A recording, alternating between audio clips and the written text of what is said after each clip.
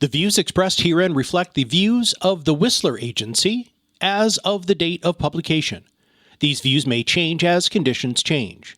The views expressed herein are not intended and should not be construed as investment advice, and they do not address any individual's specific situation. Welcome to Whisler While You Retire with Tim Whisler from the Whisler Agency. Here you will learn how Tim helps clients avoid taking unnecessary risks in retirement. With a fiduciary responsibility, Tim's mission is to help retirees and soon-to-be retirees create a greater sense of confidence about their retirement plan. Now, on to the show. You've decided to choose a financial advisor. Good move. But before you shake hands, take a few moments and ask a few questions. This may help avoid an unpleasant surprise down the road. Tim Whisler has some thoughts on what to ask and why. I'm Patrice Sikora. Tim, first of all, it isn't easy to talk about money, especially when it's our own. But these questions go even further than that. Why should they be asked? Well, and you said that in your opening statement, trying to avoid unpleasant surprises down the road. Nobody wants to go through that, especially when we're dealing with decades of savings, of sacrificing, of doing without to create this pot of, assets and financial funds that are going to be used for retirement. So yeah, you're exactly right. We don't want there to be any unpleasant surprises. And I think, a lot of times too, you and I were talking about this before we went live. I just constantly hear different types of statements and remarks made from people that kind of get me thinking, well, maybe they didn't ask enough questions beforehand, and no fault of their own. A lot of times we don't even know what questions to ask. This is the first time we've done this.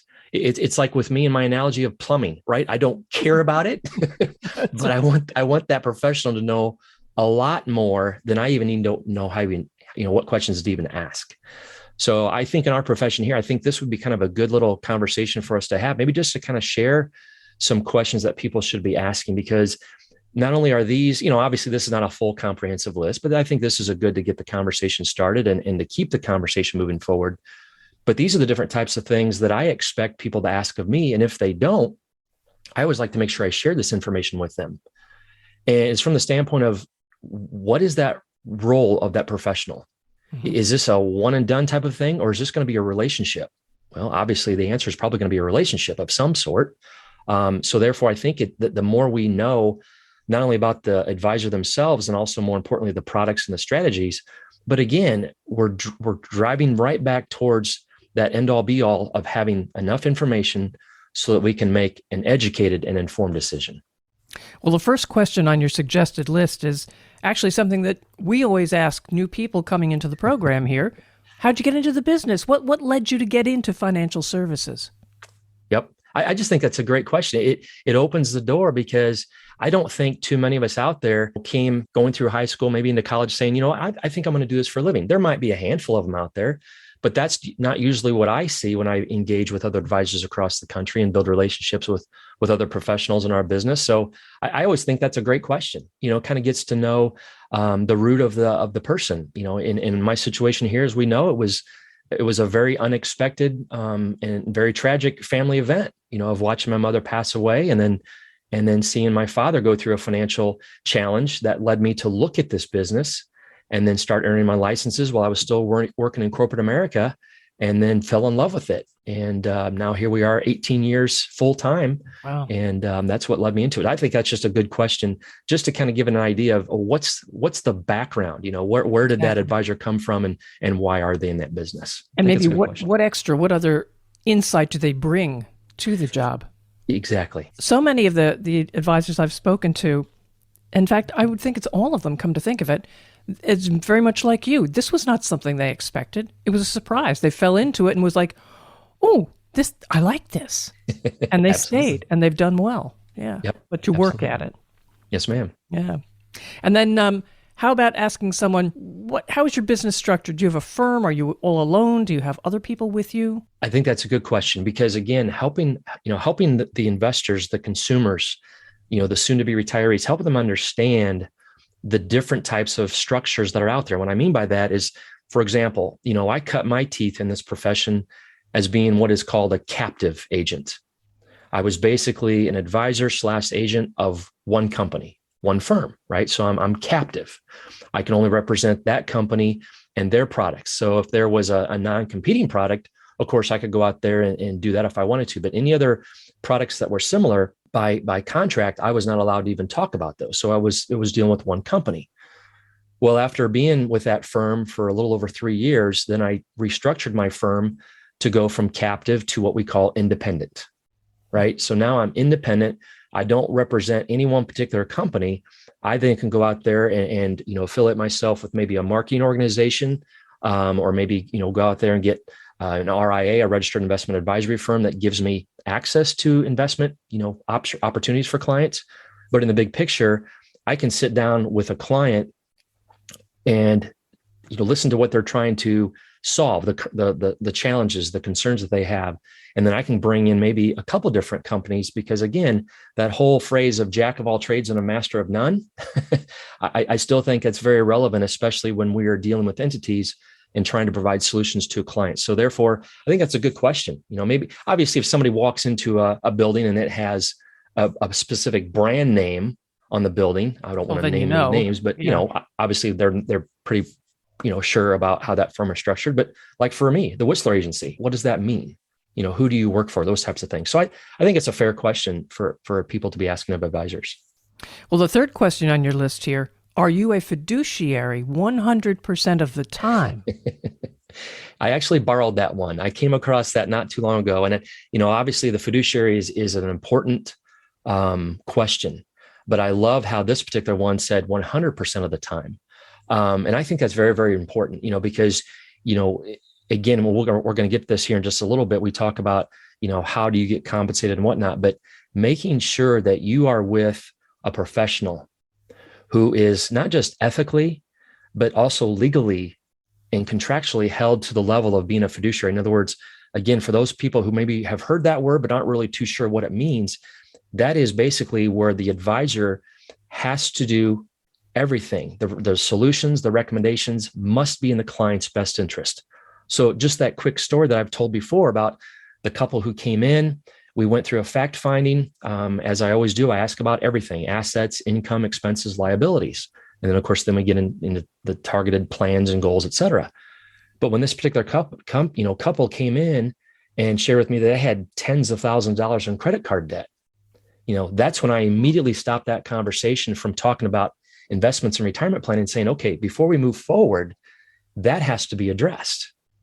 And the reason for that is because, again, I probably could have sat there and put together a retirement income strategy for them, talking about 401ks and Roths and conversions, blah, blah, blah. But would that have been in their best interest? Absolutely not, because they need to spend down and get that credit card debt under management before moving forward with a recommendation. So therefore, that's an example, a very simplified example of the role of a fiduciary, making sure that your recommendations are in your best interest and not the interest of the professional. Well, what about the 100% of the time part of the statement? Again, just from the standpoint of everything has to be done. It's not just, okay, we're going to put together this strategy here, this recommendation for this time being, and then maybe the next part of the conversation or the next, part two of the strategy doesn't abide by that. That's why we talk about that. I think that's why it's an important question to ask and phrase it that way. Are you a fiduciary 100% of the time? And there needs to be a resounding yes. And so I think that's just very, very important, again, in making sure that that's what's being done. It's like, again, when I talk about, my beginnings and, after my mother passed away, then what I saw my father went through. So what the advisor did to my dad, my dad was a blue collar electrician for Caterpillar here in Central Illinois. Very, very intelligent man. I mean, one of the most intelligent men I've ever met, but he didn't know anything about retirement income planning, as most people don't. And he was with a particular advisor during a very strong bull run. And thankfully, my dad, keeps a lot of his statements, or at least he did way back then when I was first getting in this business. And he had me kind of glance over them. And Patrice, we were going through a significant bull run, and this advisor was buying and selling so many different transactions. He was using Class A mutual funds, which basically means that the commissions are upfront. So my dad's account was kind of just remaining flat while the market was just exploding and doing very, very well. Well, is that so? So the question would be, are those transactions in my father's best interest? That's one of the things we have to look at. Yeah. It's not really illegal, but it's significantly unethical. There was no reason to justify the first time that he opened the account for my father, but then 100% of the time, which means ongoing. When you're serving a client, is the recommendations you're making still in the role of a fiduciary? So I think that's why it's an important question to be asking of an advisor that you're considering working with. That's a very important question. Not that any of these others are not, but that definitely. But it also brings up the question, if you are a client and you suspect that perhaps you're not being served in this manner, and your advisor supposedly is a fiduciary, what do you do? Well, that's the role of there's consumer advocates out there. I mean, that everything that we have, that we offer to clients from the standpoint of if it's an insurance product like a fixed index annuity, for example, or a life policy, or an asset-based long-term care policy, all the way up to an investment solution. Our custodian is TD Ameritrade, and we right now clear everything through Simplicity Wealth, the registered investment advisory firm. Consumers and investors have access to all those people. They need to be reaching out to those people and saying, hey, this, obviously the first thing would be to possibly address it with the advisor, just saying, this is the recommendation you made. Why would you make this recommendation for me? And maybe they've got something in their mind that maybe, well, what if we'd have done this? Mm-hmm. That type of scenario. So kind of they can, kind of work that out with the advisor. But again, heaven forbid it would come to this. They have means. They can reach out to the insurance company. They can reach out to the investment advisory firm that they're affiliated with and ask questions, because there's always going to be, somebody in their corner, either from a compliance standpoint or a suitability standpoint, that can help support the client. And that's why a lot of people are apprehensive about working with a professional, because again, we've seen way too many examples. We hear too many stories about how professionals are taking advantage of people. And so it's best to be, our best advocate and understand that these are the people that can help us should we encounter a situation like that. The next question is one that I found very hard to ask. How do you get paid? Yes. Let me ask you a question, Patrice. Why do you find that question hard to ask? I did. For my financial advisor, when I asked him, he kind of looked at me and he gave me an answer, but I didn't quite understand it. So I kept drilling and drilling and drilling. And it's almost as if you're calling their integrity into question. I don't know. It was hard for me. Yeah, understandable. And I just think it's a fair question to ask, understanding how an advisor is compensated for their time. Now, obviously, again, some practices hang their shingle by talking about, we are a fee-based only advisory firm. They hang their shingle that way. With myself as the Whisler Agency, we earn, our, revenue through commissions, through different insurance products. We also earn revenue through, fees, advisory fees, those different types of things. So again, just making sure that the consumer understands how they're compensated and ultimately, what is it going to cost them? I think we're going to get to fees here in just a little bit, but what does that trickle down effect to the consumer lead to? I mean, I don't think anybody's too upset that an advisor is making a living. In fact, I think a lot of clients are pretty happy that their advisor is making a living because I think they want them around for a while. So I think that's okay. But I also think it's a very fair question. And it's, again, I always kind of look for that question, especially as the conversations continue to build one on the other and you feel like you're getting closer and closer to that ultimate decision. If it's not asked, I even ask people, hey, would you like to know how compensated for my time? Because a lot of people will ask me, you've put a lot of time and effort in these conversations. How do you get paid? So I just think it's a good question for people to be thinking about and asking. And then the next one, what is your investment philosophy? Mm-hmm. I think it's come from the standpoint of everybody thinks of the word investments differently. When you think of ROI, return on investment, well, that can mean, if you ask 10 different people that same question, you might get 10 different answers. Mm-hmm. Well, I think in our world here, it can be the exact same thing. What is your investment philosophy? Are we focused more on building wealth for clients and helping them build that nest egg? Or are we focused on helping them, distribute those funds, spend down those assets in the distribution phase or in the accumulation phase? So I think that's important for people to understand because, again, as we've talked so many times, everybody knows who listens in what side of the fence that I sit on. Now, do I have clients who are in the accumulation phase? Yes, I do. And a lot of times those clients come in because of a referral. A lot of them are either, the beneficiaries of clients who unfortunately have passed away, that they're now allowing me to continue to help them with their family funds. But I also get some clients who says, hey, would you talk to our adult children? They're looking for somebody and we love what you did for us. Would you talk to them? But I just think that's important for people to understand and have an advisor speak to them, on a very transparent basis about what their philosophy is when it comes to this role of us helping them as a quote unquote financial advisor. This next question, Tim, I love. Where do you keep my money and how can I see it? I have never thought to ask something like that. Yep. And the reason why, when we were putting together this content for our conversation, it takes me back a few years when I was doing one of my dinner seminars. And, those guys who send out postcards and they invite you in for a steak dinner or fish dinner, whatever the case may be. And again, I would always open up the floor for questions. And I had one lady raise her hand. She goes, how are you any different than Bernie Madoff? Oh, wow. I mean, you could hear the oxygen in the room just get sucked out. I mean, people put their forks down. They all kind of leaned in. Yeah. And, I will never forget that. I remember how it made me feel. I just thought, holy cow, she doesn't know who I am. But just from that standpoint, now all of a sudden I have to prove my difference from this criminal. I mean, basically it's what he was. So definitely, the reason why I think this is a good question is for the fact of when we, again, like we said, we've worked and saved for decades. We've got this bucket of money that means so much to us and it's going to play such a vital role. Where is it going? How can I see this on an everyday basis? And so therefore, I think it's important for an advisor to say, okay, here's the company or companies we're going to use. Here's the custodian. For example, in our practice, we use TD Ameritrade. Anybody who has a smartphone or a computer, they can get access to their own account. They can see exactly what's going on, with that money day by day. It's like I tell people, Tim Whisler does not physically hold any of your money. They're always at entities. Therefore, they're in your control. You can see where they're at. I'm kind of just the liaison, if you will, the partner that helps walk down this path known as retirement with you and just making sure these funds are, where they should be in your best interest.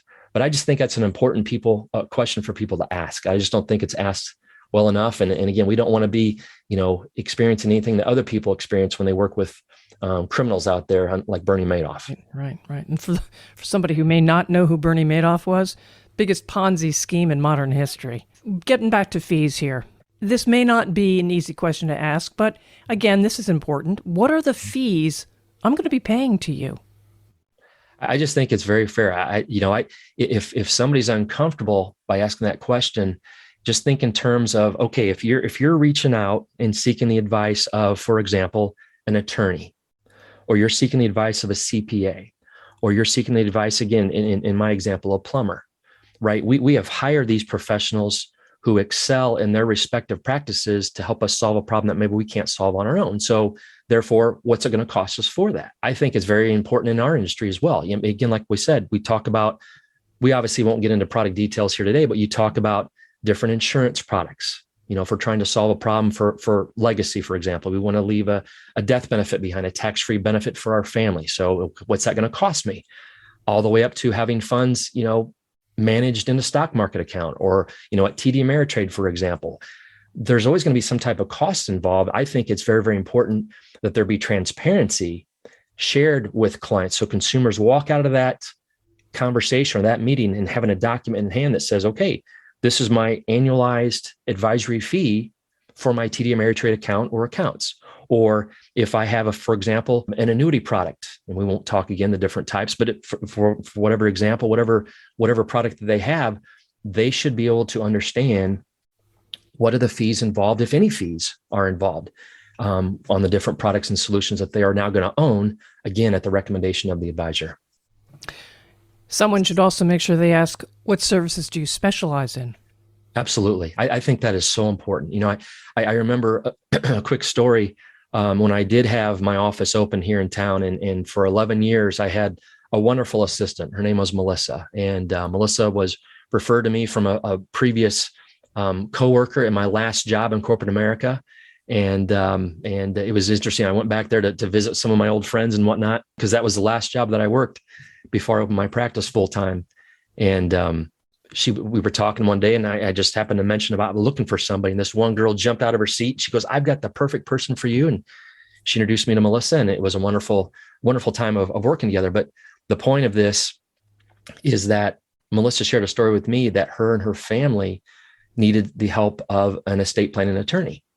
And it was her dad who was looking for the advice from an attorney to help start moving assets out of his mother's name into his name, right? Just kind of that transition. Right. Just some estate planning. Unbeknownst to them, that attorney said that he could help them with that. But 5 years down the road, when something came up and they realized that no, the assets were not transferred in full to Melissa's father's name, he was added as a co-owner. So all of those fees, everything they paid for was a moot point. So the guy did not know what he was doing. So, again, how do we know if that advisor is knowing what they're doing? So I think it's a good thing to ask them. What services do you specialize in? Are you good at helping people allocate assets and build wealth, especially in a down market like we're in right now? And this is where the rubber meets the road. Is when we are in bear markets right now.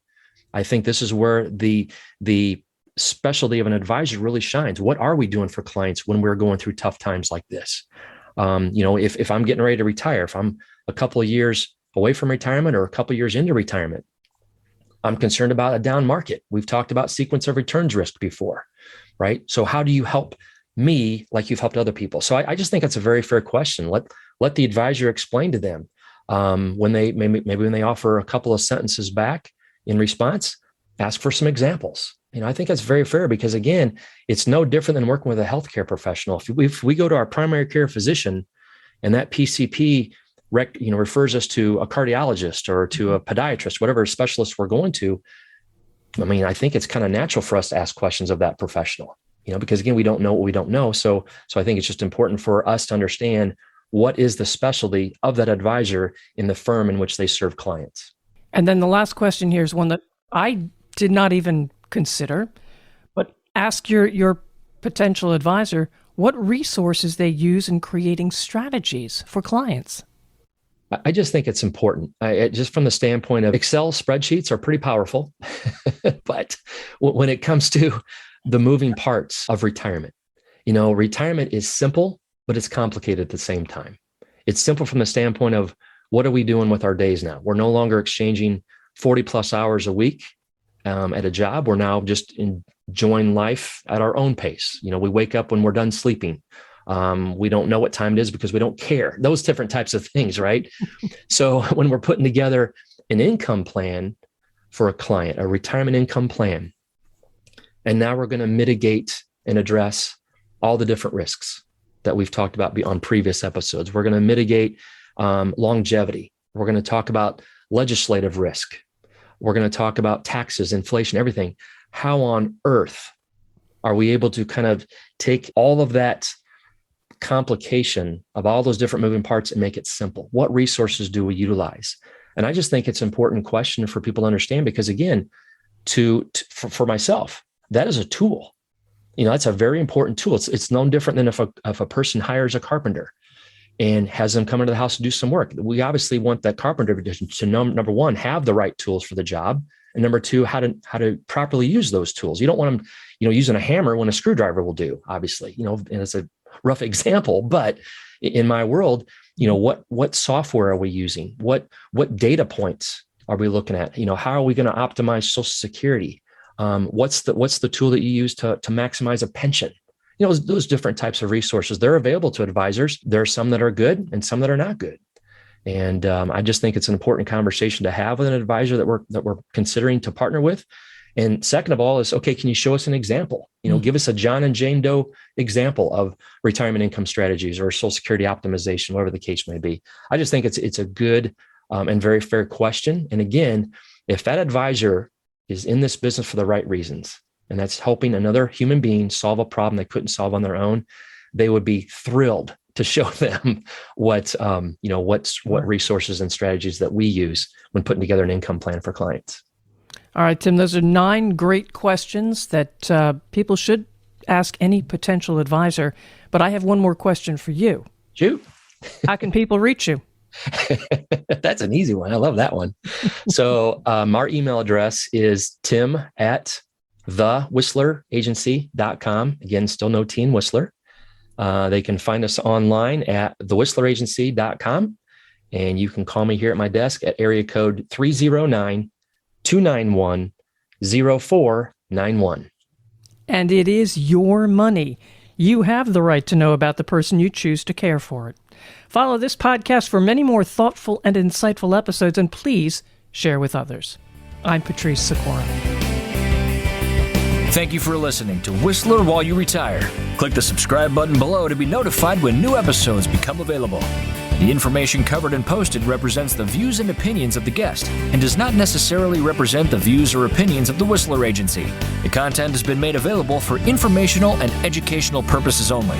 The content is not intended to be a substitute for professional investing advice. Always seek the advice of your financial advisor or other qualified financial service provider with any questions you may have regarding your investment planning.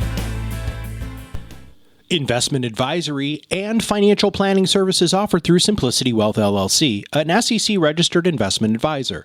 Insurance, consulting, and education services offered through the Whisler Agency. The Whisler Agency is a separate and unaffiliated entity from Simplicity Wealth LLC. This podcast is designed to provide general information on the subjects covered. Pursuant to IRS Circular 230, it is not intended to provide specific legal or tax advice and cannot be used to avoid penalties or to promote, market, or recommend any tax plan or arrangement. For insurance products discussed, guarantees are backed by the financial strength and claims-paying ability of the issuing insurance company.